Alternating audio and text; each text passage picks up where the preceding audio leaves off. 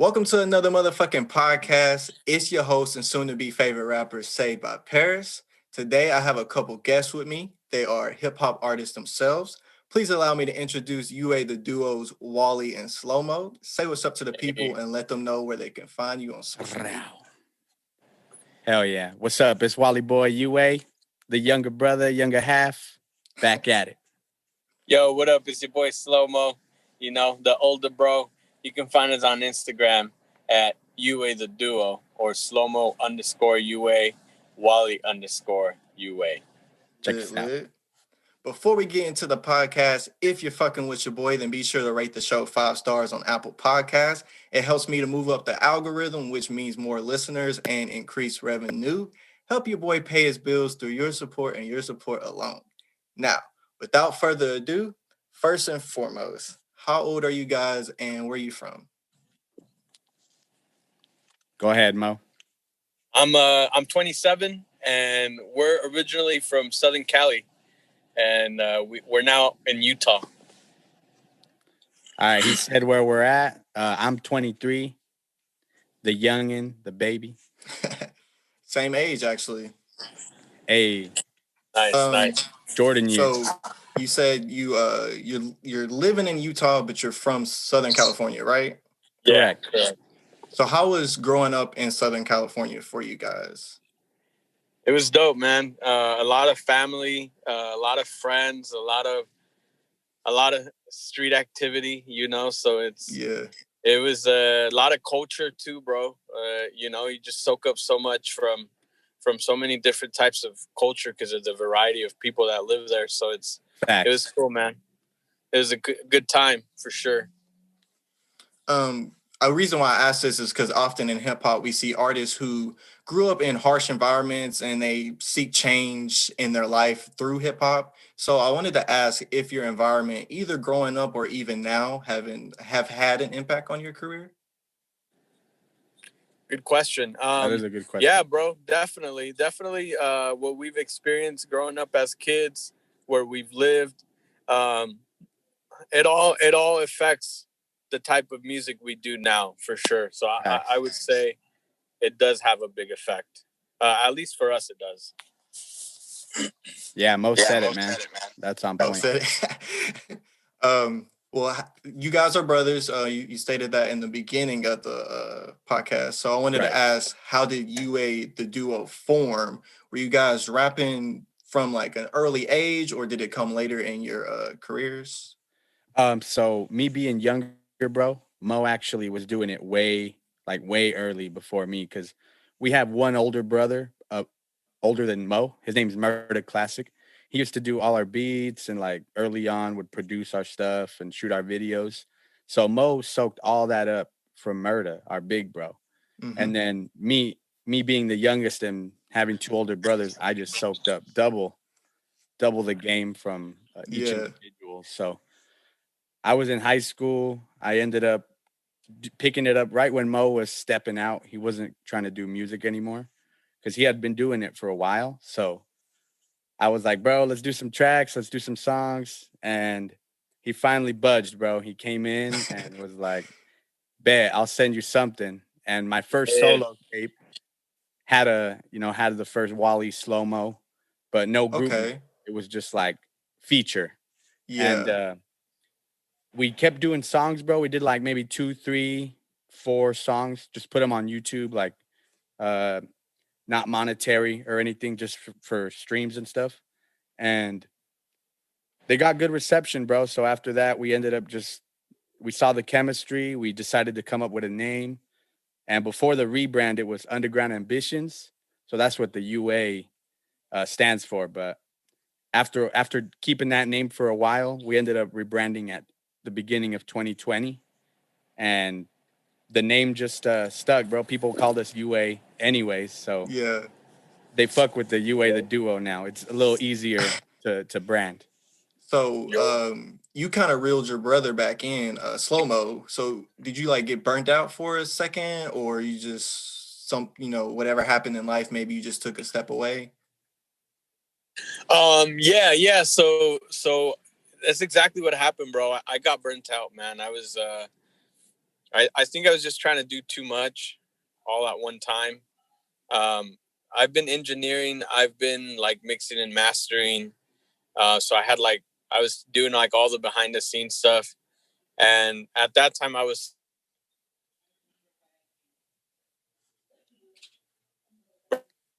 followed a little bit and do it anymore. And Wally, his consistency brought me back. And the people that were like out here telling us like, yo, y'all should keep going. Like, you guys are dope. Like, you guys have such a good sound. Like, it's unique.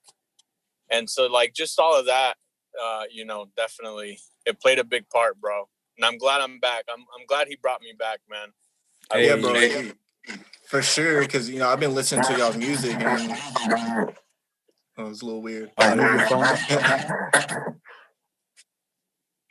There we go. Okay, cool. Yeah, I've been listening to y'all's music, and y'all are really strong as a group. And I listen to you individually, and so it does make it easier when you have someone else helping you. Like for me, instance, I've been writing since 4th grade. I didn't start recording until I met my best friend, who just happened to be good at that, like engineering and producing and all that stuff. So it ended up working out. When did you guys move to Utah? We were. I was in 7th grade. I was just starting 7th grade when I moved here, so I was still like 13. Wally was 8, bro. I was 7 like and turned grade. 8. It was I spent my 8th birthday here, so like late 06, early 07. It's been a minute, bro. Yeah, been there ever since. Yeah. Yeah. It's our second home now, bro. I mean, we still go to like Cali once a year, like Long Beach and all that. Facts. But we always come back to Utah now, bro. Like it's we're used what's the this is a weird question, but what's the weather like up there right now? Cold. It's cold. Yeah. We get snow out here. I live in fucking Arkansas, so like tomorrow it's probably gonna be snowing. The next day it's gonna be high. It's just back and forth. It's like that here, bro. Sometimes, but right now it's been cold like a week, 2 weeks straight. So like everyone, like yesterday, I think it was like a couple days ago, but it was this week. It was like, bro, it was like 60 degrees outside. It was like warm. Yeah. And then it gets cold the next day. It's like, what the fuck? Man, I work like 4 a.m, so when I go in, it's like hella cold, and then when I get off, it's like I gotta take my jacket off. It's hot as shit. Yep. Bro, that's me, man. I always wear them big old ones, and same here. I always got to take them off some part of the day, bro. It sucks. Man, it's that global warming for you. It be like that, bro. I swear, dude. I swear. So, we've seen many rap duos come and go through the years, and I'm gonna use Ray Shrimmer as an example since they are 2 brothers in the form of Sway Lee and Slim Jimmy. They both went on to have success as both a unit and a solo artist. Is a solo career something you guys discuss going forward, like sometime in the future? Because I know you said you were doing it, Wally. You said you were doing it solo Dolo for a minute, and then you brought your brother back in. Is it something that you guys would consider again, or you just stronger as a unit? That's a really good question, bro. Go ahead, Mo. I guess we've never really thought about it, but we do kind of branch out on our own every once in a while. Right. So it's not like always group music, like Wally gets a chance to do a track the way he wants to. I'll do a track the way I want to. Right. If Wally wants to do a feature, he'll do a feature with someone, So I think just having that, like open, I think it just makes the team stronger because you're not getting burned out doing the same. We take turns, right? We take turns. Yeah, you kind of switch it up over time. Right. So if Mo, like, maybe he's busy or something and he doesn't have time to record, we each have our own setups. We each know how to engineer. If anything, I could send it to him and mix it like he does our group stuff. But it's healthy that way. Exactly. And we're brothers, bro. We're clear communication. We don't get hurt. Like, we just do what's best for the group. Yeah. Is your so you said you had a third brother. Is he is he done with the music, or is he still behind the scenes with you guys? He's behind the scenes. He does tap in with us. I mean, he has his own stuff going on. He's always been like that. Like, Yeah. He has his own lane. He has the people he's been fucking with since forever. So he'll always tap in with us. Like that's always there. Shout out Big Bro, Murda. It's love. Yeah, it's love. Like we just shot I don't know if you saw it, Ambitions. We shot a video called Ambitions with like the fishing rod. We had the fishing rod. Yeah, that was Murda behind the camera shooting that with so it's he's a clean tapped video. I was just listening to that this morning, man. Hell yeah, bro. Oh, hell yeah. Thank you, bro. Mo edited that, bro. So Murda shot it, Mo edited that. So that's dope. All brothers, bro. yeah. I love it, man. What or who inspired you to get into hip hop other than for you, Wally? Your brothers had a huge impact on you getting into it, but who as far as artists in the music scene reeled you into hip hop? Honestly, obviously all the forefathers, bro, all the classic, golden era rappers. That's because I'm a late Tupac, 90s baby. Yeah, exactly. I'm a late 90s baby, but that stuff was so big that I grew up with it as a kid too. So that, and then like all the new age stuff, it kind of around 2010 shifted the sound to the more like auto-tune, trap, all that shit.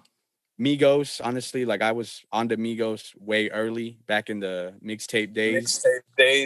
Young Thug in the mixtape days, fucking Slime season 1, 2, Barter 6 in 2014. Yes, like that, like I saw those guys to where they're at now, so I kind of came up with that shit.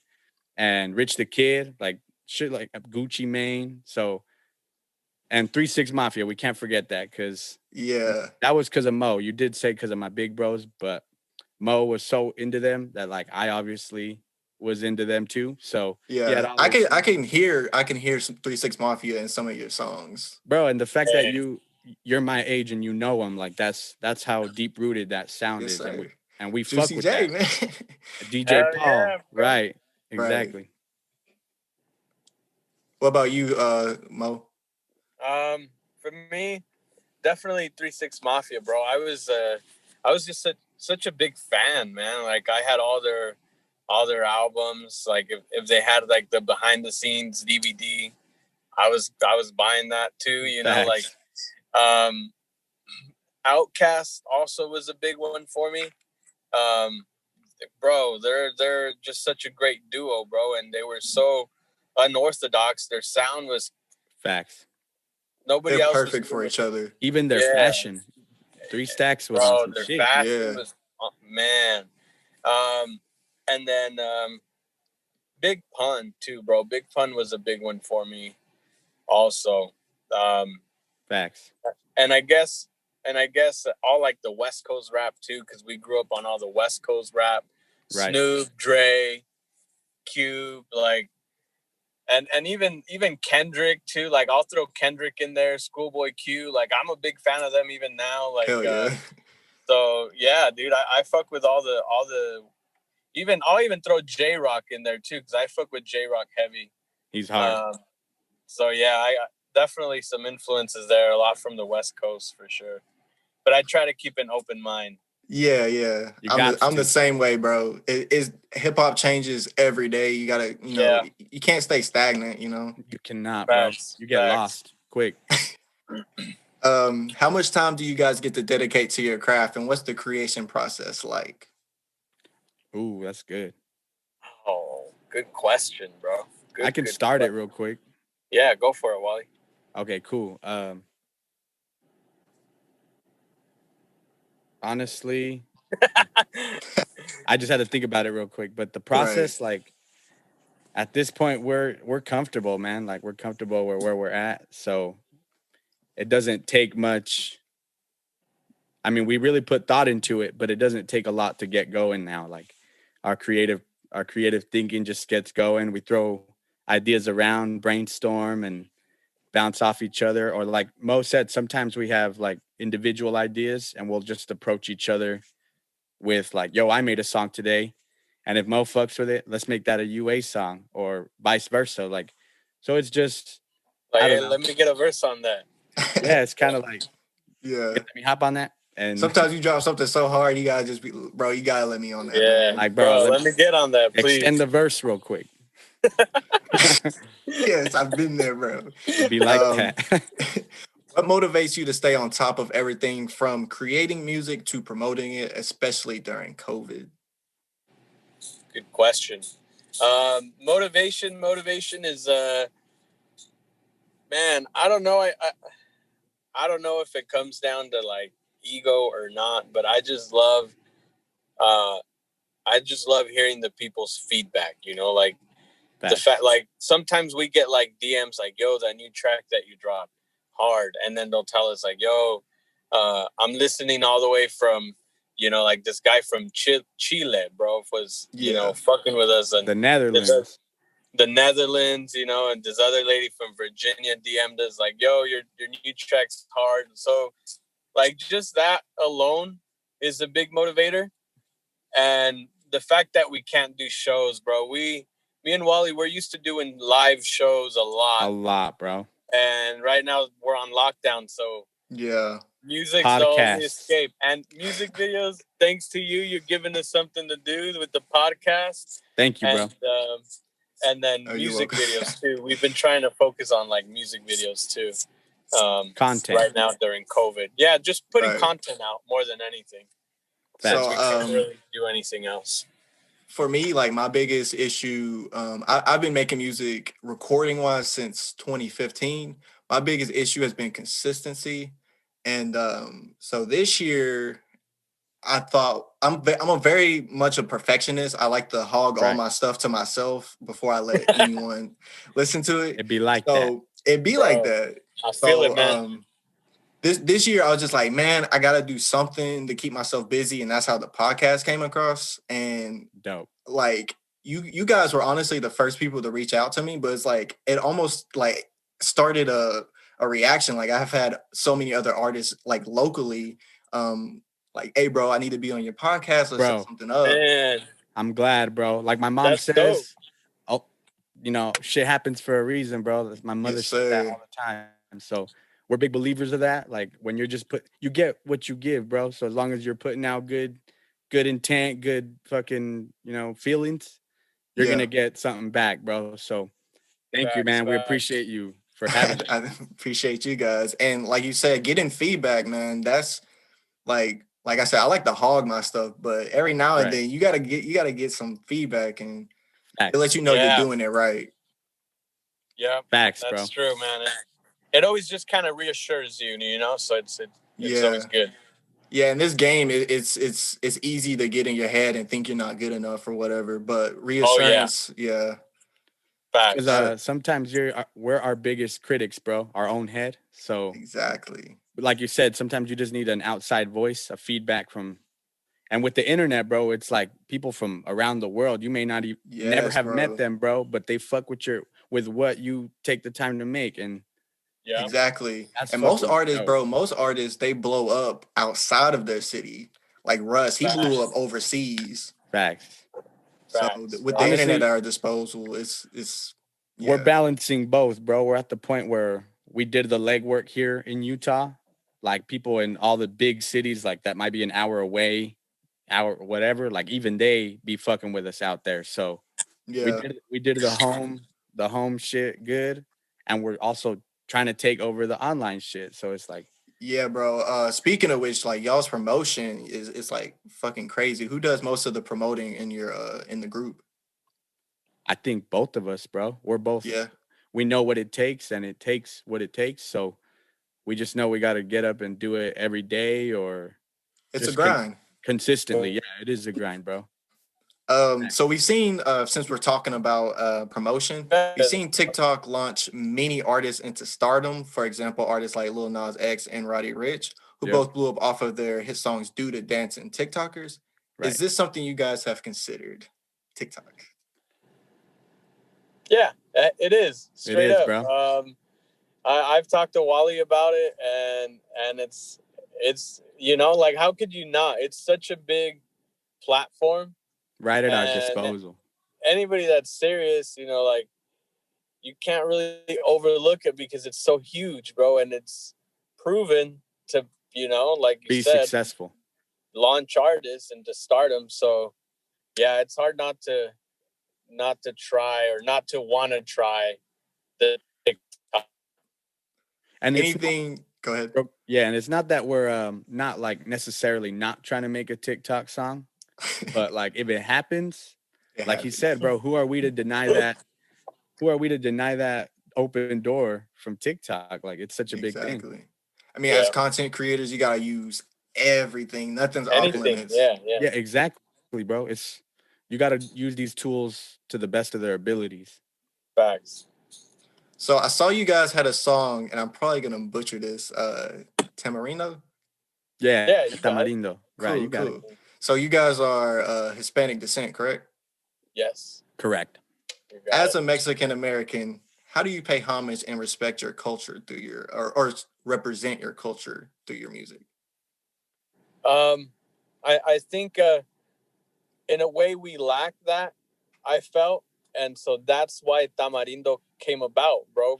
Because we wanted to show them that, like, you know, we know our roots, we know where we come from, and we wanted to show love to our culture, and so that's what Tamarindo is, a soda flavor, and it's also like a candy, and it's huge in the Mexican culture, and so anyone that knows even Latin America, but anyone that knows Tamarindo and like this brand name Jarritos is a drink, soda pop, they'll know about Tamarindo. So we did it, and we even got the company. It's like Coca-Cola, but in Mexico, it's called Jarritos.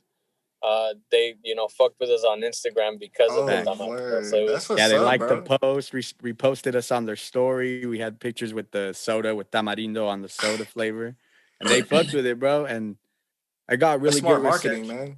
Thank you, bro. It was fucking yeah, like Mo said, a lot of Hispanic people know what that is, so it caught wind, man. Like it was our first time doing Spanish, like an actual Spanish track, and we got hit up by radio to play it here in Utah, the Spanish station. Nice. And we got a nightclub performance dedicated to the song. It was like super dope rollout, bro. Yeah, man. It was so great. We've never done it, and the reception was A1. A1, better than anything we've done in a long time. So it was nice. I don't think a lot of people realize how big the Latin community really is. Yeah, it's why you see artists like 6ix9ine doing so well. It's why you see people like Rey Mysterio so beloved. It's someone that represents that culture, and that's really a huge culture. That's, I don't want to say to have. When you think of it, like you get what I'm saying, right? I get what you're saying. And in hip hop, there's not that many Hispanic artists. So as a Hispanic artist, that's your, you gotta tap into that because there's so many of them. Yeah, we've been doing rap for a minute, bro. Like we pushed just being normal artists and rappers. Like most said, we kind of lacked pushing the Hispanic narrative, I guess. Mm-hmm. But after a while, we realized, like, damn, we really speak Spanish, and there's some artists that don't, but make tracks in Spanish. So we're like, why don't we just do it? Like, we have the ability to. So we were just untapped into a market we could have easily tapped into a long time ago. And as you see, it did well. Did well, bro. Yeah. Facts. Yeah. In your music, you guys haven't shied away from smoking the ganja. So what are your thoughts on Oregon decriminalizing? I can't talk. Decriminalizing hard drugs, and should more states follow suit? Oh, oof! I thought that's was crazy, man. I was like, I don't know. I don't know if it's gonna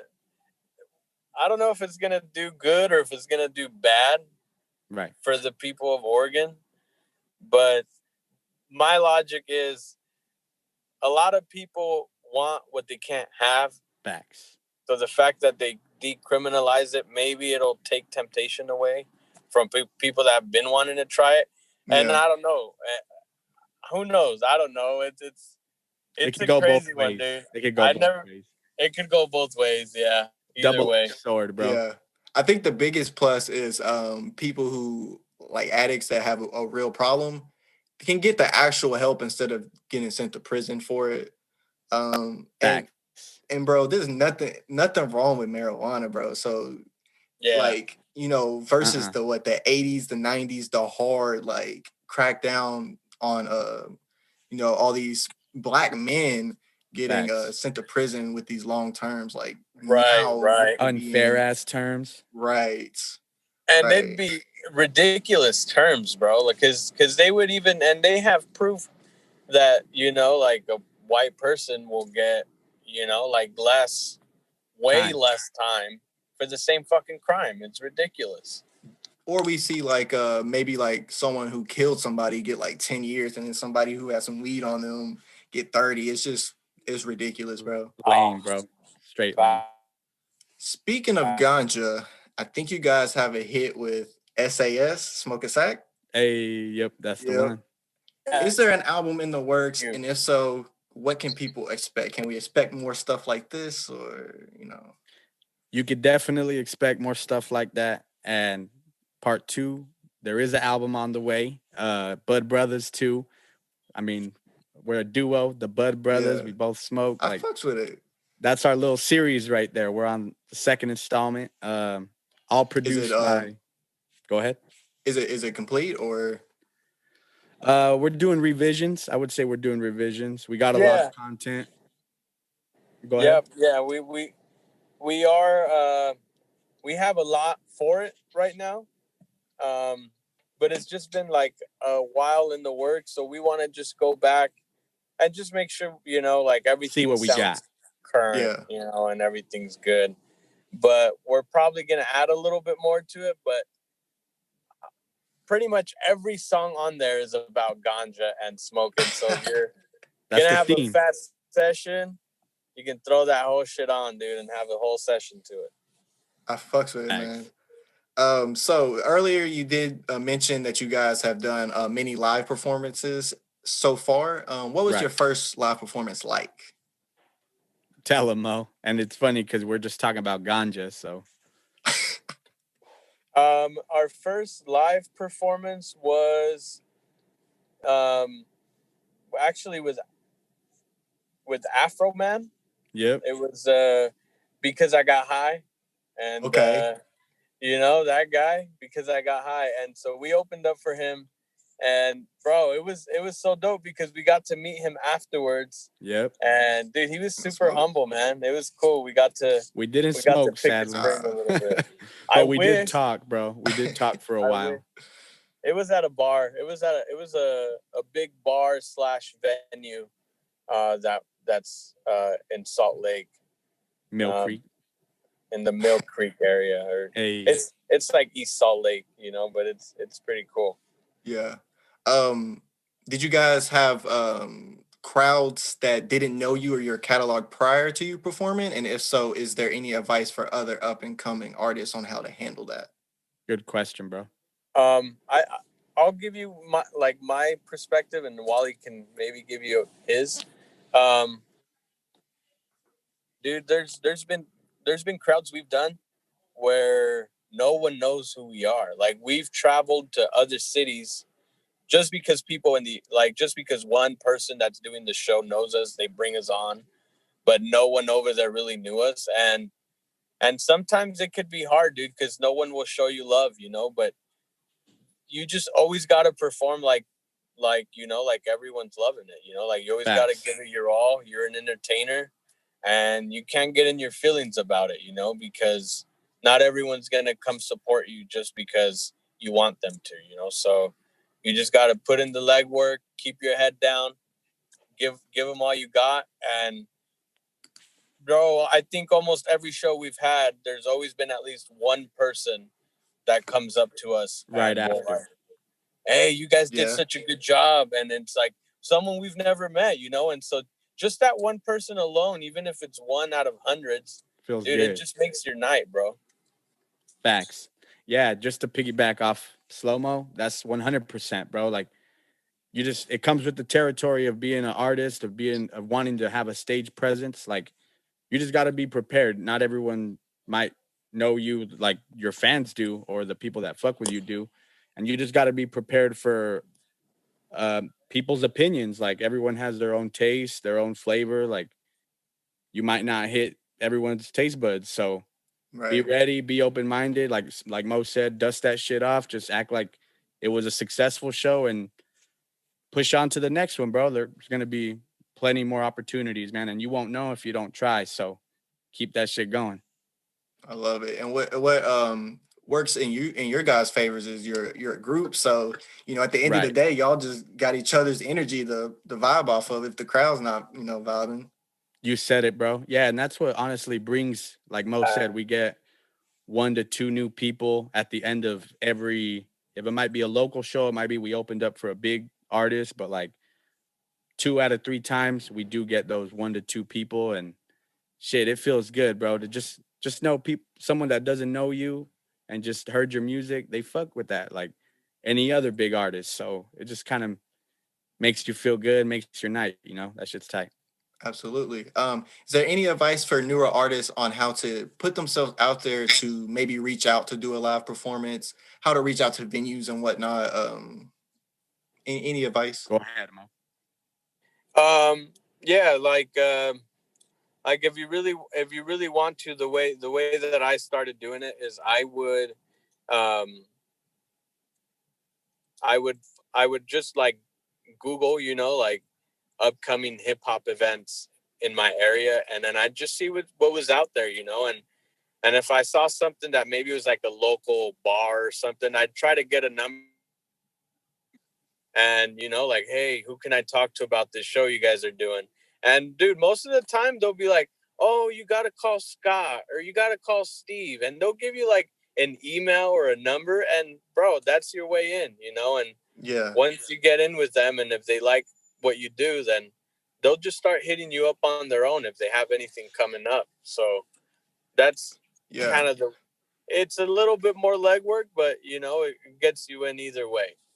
I saw in your previous interview, you guys were talking about how you handle yourselves so professionally that they would ask you to perform at the next one. Correct, bro. Yeah. So whenever it involves like ticket sales, because every time you're gonna do like a big show, like even when we did Lil Pump, we had to sell tickets. Like that comes with the territory, and so if you can prove to them that you could pull people to the show, that's like 9 times out of 10 you're way in. But not only that, but if you can also show them that you have a good energy, good stage presence, then they'll see that too, and they'll want you back. So exactly. Once, go ahead. I'm sorry, bro. Go ahead. I was gonna say once COVID, which it might not be anytime soon, but once places start opening up more, what are some places, either city-wise or local, or maybe even overseas, that you guys want to perform, or even artists that you want to perform for? Dope question, bro. We had 2 music festivals, our very first music festival performances lined up for this year, right before COVID. It was like we got the news like January, maybe even December of last year. Like, we're doing them at the beginning of 2020, like tap in, and we're like, yeah, let's do it. So we had one in Florida, which would have been our first time going to Florida. And then we had one just next door in Idaho. It's a few hours away. So both got canceled, got the corona. Damn. That shit got pushed back. It did. Erased.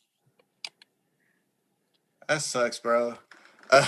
But it is what it is, I guess. With it's better be safe and healthy than exactly. But I do hope once places start opening up more, you are able to get that opportunity again. It's a big opportunity. I appreciate it. Yeah, thank you. Definitely, like you said, as far as goals, that's gonna be on the top of the list, is getting one of, because we've done music festivals here in Utah, but we haven't gone out of state for one yet. So that's definitely a goal for us. Facts. You guys have had a few collabs so far. So who are some of the artists you've had a pleasure of working with? Ooh. I'll start this one, bro, and then you could take it from here. Bet. My favorite one of all time was Crunchy Black from 3 6 Mafia. That was like a dream collab for me, bro. It was almost as good as working with like Juicy J or DJ Paul. just because I liked him, you know, back from his dances and everything.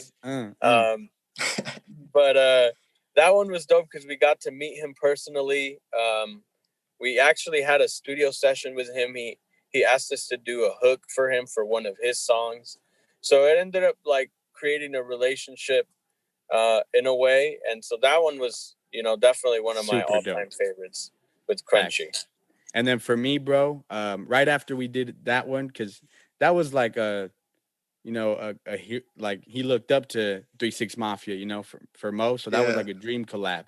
And then right after that one, I got a dream collab since he got I fuck with 3 6 too, but that was a Mo move right there. And I got Skipper the Flipper. He was signed to QC, which is home to Yachty, Migos, Lil Baby, City Girls. Yeah. So right before they acquired the latter, it was just Migos and Skipper and Jose Guapo and Johnny Cinco, all these other artists. So like I said, I was really into that Atlanta early 2014 shit. And I just came up with them. Like as they were growing, I was getting older. So it was like I was doing my music. So I was like, damn, I was hella bumping him like out of high school and shit. So I told Mo we should get him. I'm like, he's dope. He all his videos online were getting hella views at that time. Like he was hot. So we reached out, bro. And next thing you know, he's like, yo, let's do it. Send me the beat. So that was like at that time, that was a dream for me too. I'm like, hell yeah, bro. We got like a song with one of the biggest Atlanta artists under our belt. Like, and we're two like Hispanic dudes from Utah. Like that's super dope. Yeah. Yeah. What are and I'm sure this list might be a little long, but who are some artists or producers that you guys would like to collab with in the future, right off the top of here? Ooh. I'll answer real quick. DJ Paul, of course. Juicy J, the 3 6 guys. Fuck, Fat Joe. I think he's dope. Lean Back. That was Make It Rain. That was fire. Lil Wayne, he's the GOAT. That's my favorite rapper. You said that's your favorite rapper? He's my favorite rapper, bro. That's why I'm big with metaphors and bars and like hidden words with wordplay within that shit. Like I'm a fan of that. So I make sure to mix that in with catchy tunes too. Like so. Yeah, dude. Hell, most of the hip hop the new age, we all grew up on Wayne. So because he was so big when he was so big when we were younger. Like that was the biggest a rapper had ever been. So facts.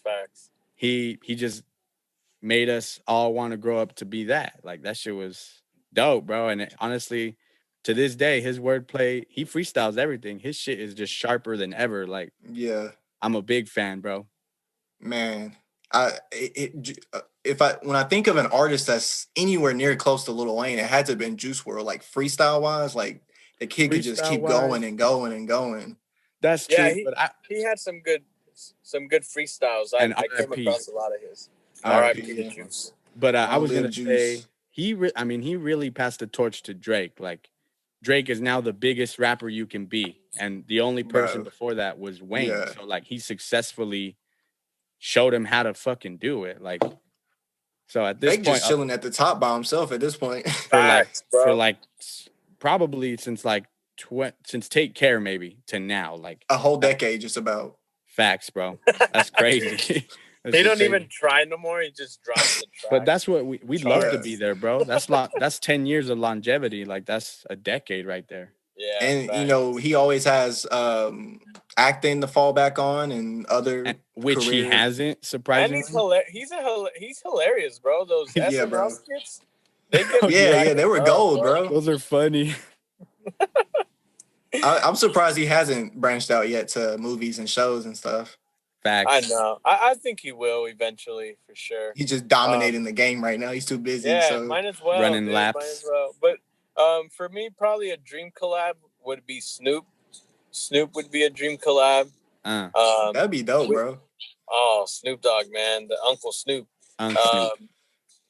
I definitely would still want to work with Cypress Hill, even though they're a little more old school, but Cypress Hill would be a big one for me. Wiz Khalifa would be huge too. Man, and probably from like the now era. I would probably want to work with Juice WRLD. Was actually one that I would have wanted to work with. I think he would have. I think he could have gave Drake a run for his money if given time. He was young too, bro. I mean, he was just starting off, so he had. I think he had only been in the game for like 2 years, right? Like 2018. Yeah. He was recent, something like that, bro. Super recent. Same with Pop Smoke. He would have been another one on my list. Pop Smoke's dope. But I guess no one from the now era besides Pop Smoke and Juice. Yeah, and for me, the two that aren't here, man. I didn't touch on the now era, bro, but I would say Lil Baby, Gunna, Young Thug. I see when you say QC, I was thinking like he probably would want to do something with Lil Baby, Gunna, even Yachty. I've been fucking with Yachty since he first got signed. Yeah, I'd throw Yachty in there. Yachty's pretty dope. He's dope, his own bro. way. In his own way. Yeah.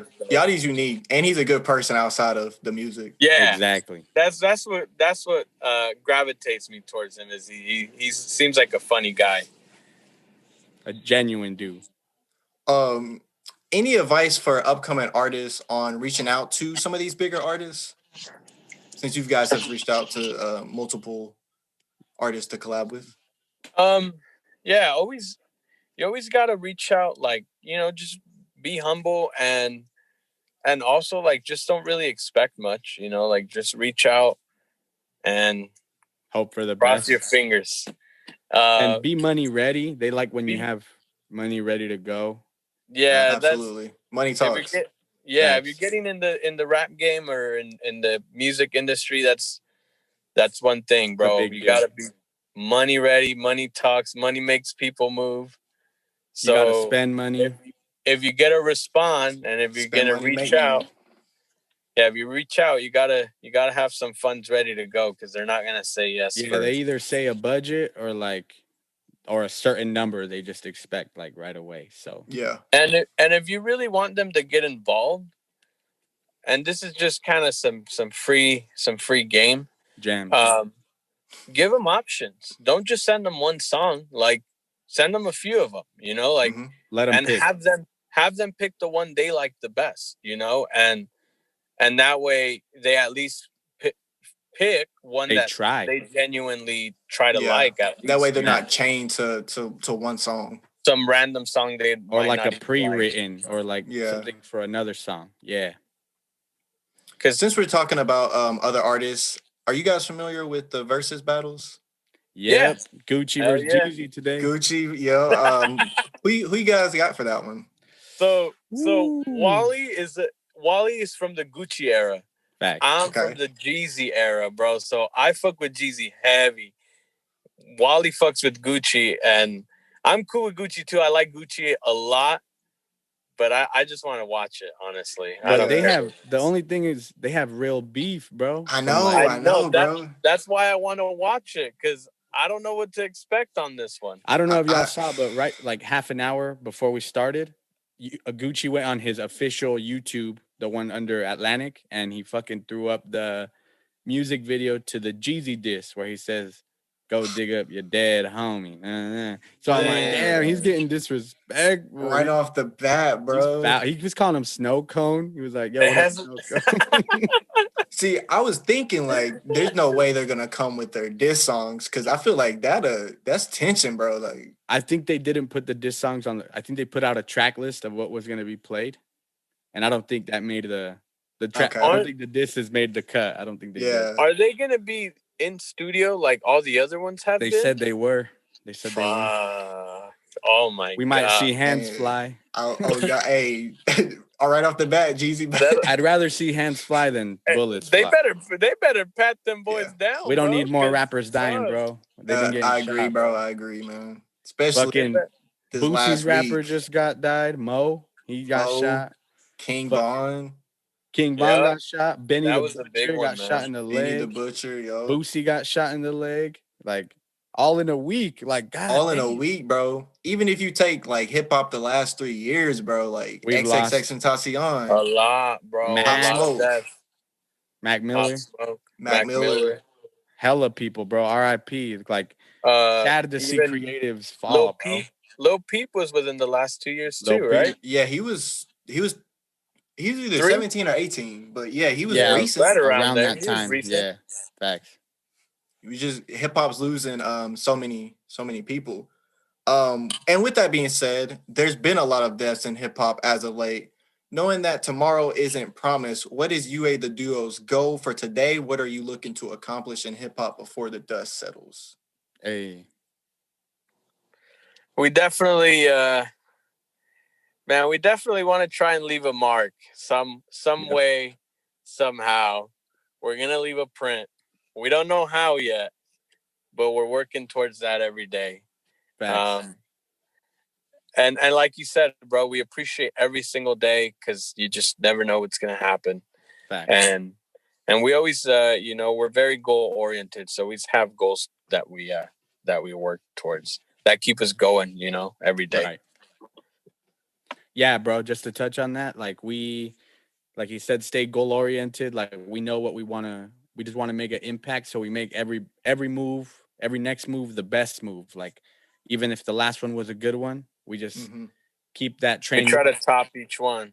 Exactly. Keep the train rolling. Keep the momentum growing, and just try to leave a mark. And by that, I mean let people know your brand and let them know our music. So the best way we can promo, we're gonna try to do it that next day. So today, like every day we're trying to grow. So boom, that's I fucks with it, man. I respect the grind and I see it. So, keep doing what you're doing, bro. Thank you, bro. Working. Man. Thank you. Earlier you guys talked about a rebrand. So I wanted to ask you about UAMG Live and UAMG the label. Were these a part of the rebrand or are these since day one? That's a good tell me question, a little bit about bro. that. It is day one for sure. To answer that part of the question, but so UAMG the label, that's our actual label. It's trademarked. Like that's all UA the Duo's home indie label. We have 2 artists under that label. One out of Everett, Washington. Shout out Abe LeGump. And then one recently moved from Everett, Washington to Canada, his hometown, Victoria, Canada. Shout out Money Melv. And then we touched on the album a little bit ago. It's produced by our in-house producer. We got our first signed producer. Looney got the tunes. Shout out him. So we got our whole little in-house camp just working. Everyone does their own thing, but at the end of the day, it's going to come back and shine on everyone. So that's to answer that question. That's what that is. And UAMG Live, we noticed that it's hard to get followers on the label page. We even checked out Capitol Records and just a few other label pages. Yeah. And activity's just kind of low on them because who wants to follow a record? They're label, not people. It's a thing. Yeah.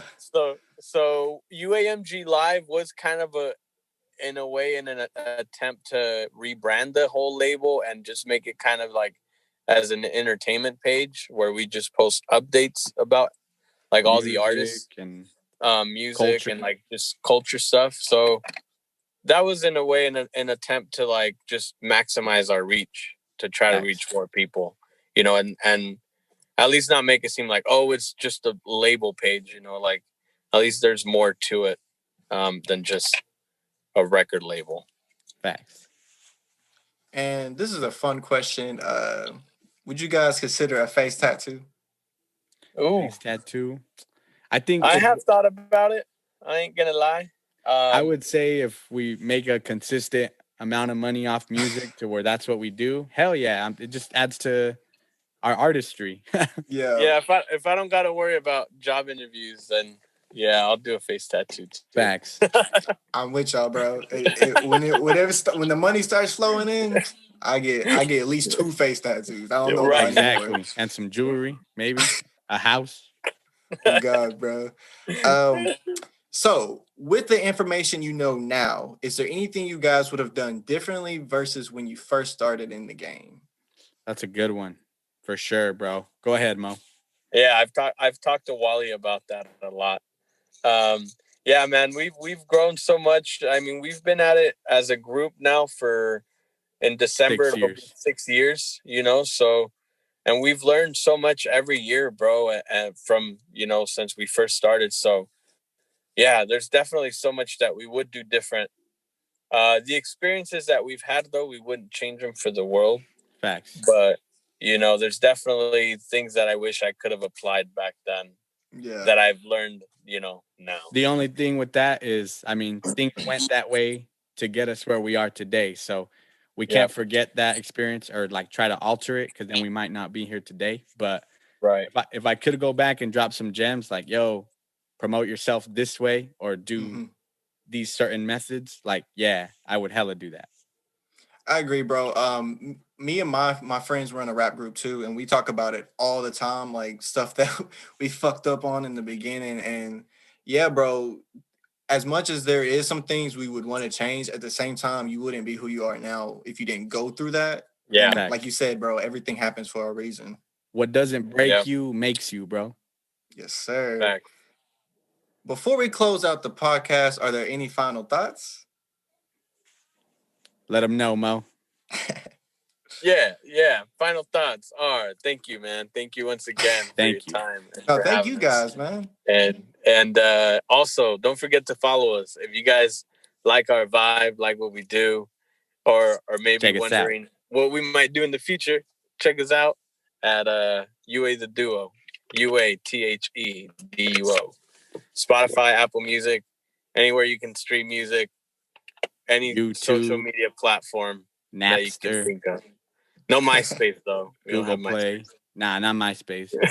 Find us on all social platforms at Wally UA Wally _UA on Instagram, SlowMo _UA on Instagram, at UA the Duo on Instagram. And I just want to say I appreciate having you guys on here. This was actually you guys were my first. I've had people on the podcast before, but you guys were my first guest that I interviewed. And this is my first on-camera appearance with the podcast. So nice. First Zoom podcast too. We're with the times, bro. That goes to show you're willing to do what it takes. I mean, that's what all the big media platforms do. Like, respect, bro. Facts. With that being said, this concludes another episode of Another Motherfucking Podcast. My guests today were Wally and SlowMo, representing UA the Duo. You can find them on Instagram, Facebook, Twitter, Spotify, Apple, all that good stuff at UA the Duo, or their individual accounts at Wally _UA and SlowMo _UA. I will, of course, put the links in the description box on YouTube. Hey. That being said, I'm your host, Saved by Paris. Until next time, I'm out. Peace. Hey, if you made it to the end of the podcast and you're in dire need of more content, then head on over to Saved by Paris on Instagram, Facebook, and Twitter, or brush up on some of the bass content over at the Bass While We Skate channel on YouTube or on SoundCloud. As always, have a great day and see you next week. Peace.